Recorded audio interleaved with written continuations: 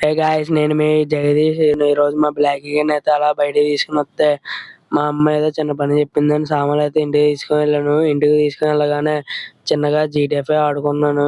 GTF ఆడుకుంటే ఈడెవడో బండి ఉన్నాడు, అందుకే ఒకటి కొట్టాను.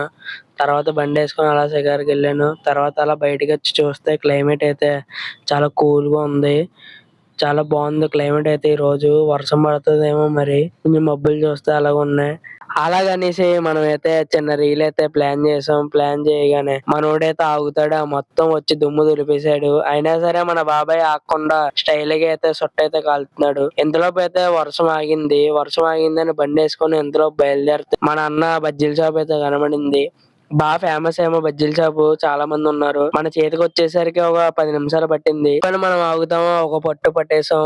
ఈ షాప్ అడ్రస్ మీకు తెలిస్తే ఎక్కడో కామెంట్ చేయండి కింద కామెంట్ బాక్స్ లో. ఈ రోజు కిందే. బాయ్ గాయ్స్, నెక్స్ట్ లెవెల్ లో కలుసుకుందాం.